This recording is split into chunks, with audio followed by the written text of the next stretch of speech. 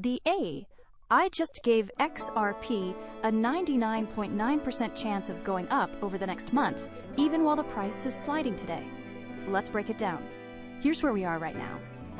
XRP is sitting at $1.3555, down about 0.28% in the last 24 hours. Now, I know what you're thinking, that doesn't sound too exciting, right? But here's the thing. Sometimes the most boring price action sets up the biggest moves. We've got decent volume with about 63 million XRP traded, so there's still life in this market. The RSI is hanging out at 42.80, which puts us in that neutral zone, but leaning toward oversold territory. Here's why this number matters.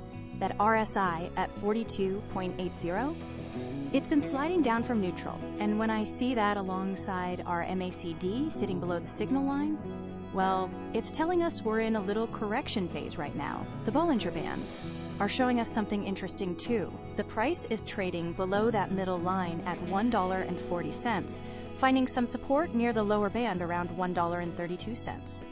You know what I've noticed? The 200-day moving average is still about 19% above where we are now. That's a pretty big gap, but it also means there's room to run if sentiment turns around. Now this is interesting. Bitcoin just bounced above $77,000 because there's talk about a US-Iran peace deal making progress. Oil dropped 5%, which might sound unrelated, but it's actually boosting Asian markets because traders think the Strait of Hormuz situation might calm down. Here's the connection to XRP. XRP has a positive correlation with Bitcoin at 0.44. So when Bitcoin gets happy, XRP usually follows along. Plus, with that negative correlation to the dollar, any dollar weakness should give XRP a nice little boost.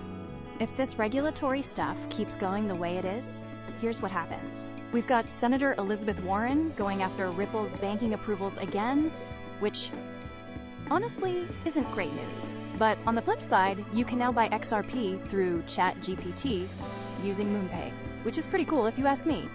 The SEC is still dragging their feet on tokenization plans, keeping everyone guessing. Oh, and that PlayStation rumor about accepting XRP payments? Total fake news, so don't fall for that one. The mood right now is, well, pretty gloomy, I'll be honest. The Fear and Greed Index dropped to 25, which puts us close to extreme fear territory. XRP search trends are way down at 30, meaning most people aren't even thinking about it right now. But you know what I've learned over the years? When everyone's ignoring something, and sentiment is this bad, that's often when the best opportunities show up. The big players are doing something interesting. We saw 361 whale transactions, moving around 723 billion XRP. That's almost as much as the entire network usually handles. When whales are this active, they're usually either repositioning or quietly accumulating while everyone else is looking the other way. In plain English, we're at this stage. Elliott Wave theory says we're in what's called a corrective C wave, which basically means we're finishing up a pullback. The Wyckoff analysis suggests we're in an accumulation phase, though the confidence on that is only about 33%, so take it with a grain of salt. But if both of these are right, we could be setting up for the start of a new upward move once this correction wraps up. So what does the AI think? This is where it gets really interesting.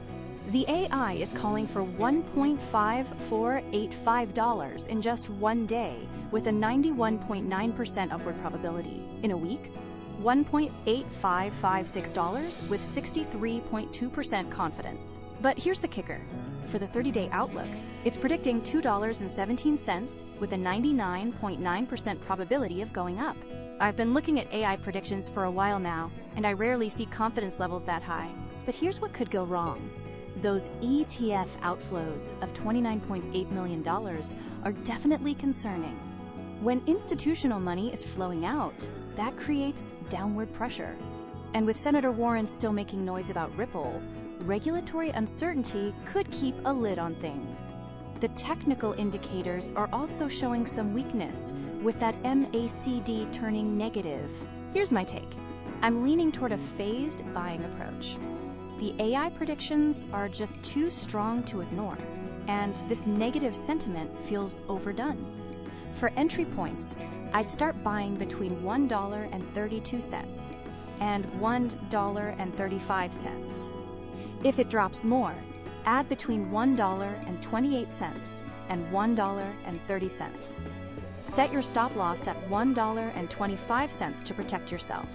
For targets, I'm looking at $1.55 first, then $1.85, and if the AI is right, maybe even that $2.17 level. The risk-reward here looks pretty attractive to me. That's it for today. If this helped you see the bigger picture, hit that subscribe button and give this video a like. I'll be back tomorrow with more market insights. See you next time.